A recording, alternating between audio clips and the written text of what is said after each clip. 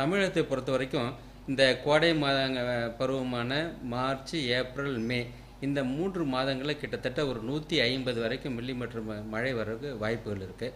கோவை மாவட்டத்தை பொறுத்தவரை கிட்டத்தட்ட 130 மில்லிமீட்டர் மழை எதிர்பார்க்குறோம். அதில் வந்து பார்த்திங்கன்னா இது வரைக்குமே 68 மில்லிமீட்டர் மழை கோவை மாவட்டத்தில் நமக்கு கிடைச்சிருக்கு.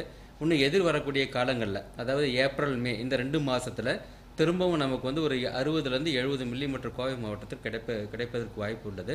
அதே மாதிரி தமிழகத்தை பொறுத்த வரைக்கும் இந்த கோடை மழை வரக்கூடிய காலங்களில் பரவலாக பெய்யக்கூடிய இருக்குது. இந்த ஏப்ரல் மாதத்தில், மே மாதத்துலையும் மழை வருவதற்கான வாய்ப்புகளும் இருக்குது. எனவே வேளாண் பெருமக்கள் கோடை உழவு செய்யாத வயலில் கோடை உழவு செஞ்சு வரக்கூடிய மழை நீரை திறம்பட மண்ணில் சேமித்து வைக்கணும். ஒன்று, இந்த கோடை உழவு என்பது பார்த்திங்கன்னா கோடை உழவில் கோடி நன்மை இருக்குது.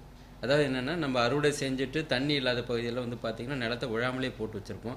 இந்த மழை கிடைக்கிறப்ப அந்த அறுவடை செய்த கட்டைப்பயிர்களில் அந்த மழையை பயன்படுத்தி உழறப்ப என்னன்னா, அந்த கட்டைப்பயிர்கள் அறுவடை செஞ்சு மெஞ்சி இருக்கக்கூடிய கட்டைப்பயிர்கள்லாம் மண்ணோட மண்ணாக மக்கி அது மண்ணில் இருக்கக்கூடிய நுண்ணுயிருக்கு எருவாகி உரமாகி மண்ணில் வளத்தை சேர்க்கும். மண்ணில் இருக்கக்கூடிய களை எல்லாம் முளைச்சிருக்க களை கொடிகள்லாம் இந்த மாதிரி உழவு செய்கிறப்ப மண்ணோட மண்ணை மக்கி களைகளும் வந்து வராமல் தவிர்க்கப்படும். பூமி அடிமட்டத்தில் ஆழத்தில் இருக்கக்கூடிய சில களை விதைகள் உழவு செய்கிறப்ப, கோடை உழவு செய்கிறப்ப மண்ணுக்கு மேல் மரப்பில் வர்றப்ப பார்த்திங்கன்னா விதைகள் வந்து சூரிய வெளிச்சத்தில் அழிக்கிறதுக்கு வாய்ப்புகள் இருக்குது.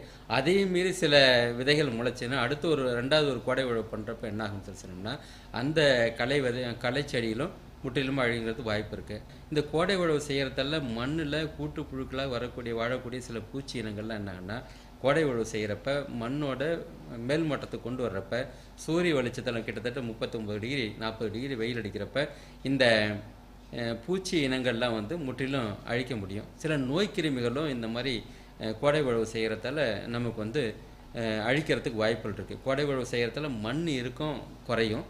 அடுத்து வரக்கூடிய மழை நீர் வந்து மண்ணில் எளிமையாக இறங்கி மண்ணில் தண்ணீர் வந்து சோமிக்கிறதுக்கு வாய்ப்புகள் இருக்கும். நம்ம நிலம் தயார் பண்ணுறோம்ல, அடுத்த பயிர் சாகுபடிக்கு நிலம் தயாரிக்கிறதுக்கு இந்த கோடை உழவு செய்த வயலில் மிகவும் எளிதமையாக இருக்கும். இந்த கோடை உழவு செய்த வயலில் நெல் வயலுக்கு நிலம் தயாரிக்கிறப்ப கிட்டத்தட்ட 20% தண்ணீருடைய தேவை குறையும்.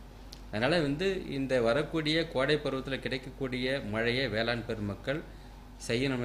திறம்பட கோடை உழவு செய்து மழை நீரை மண்ணில் சேமித்து வச்சுக்கணும். மண் அரிமானத்தை தடுத்துக்கணும்.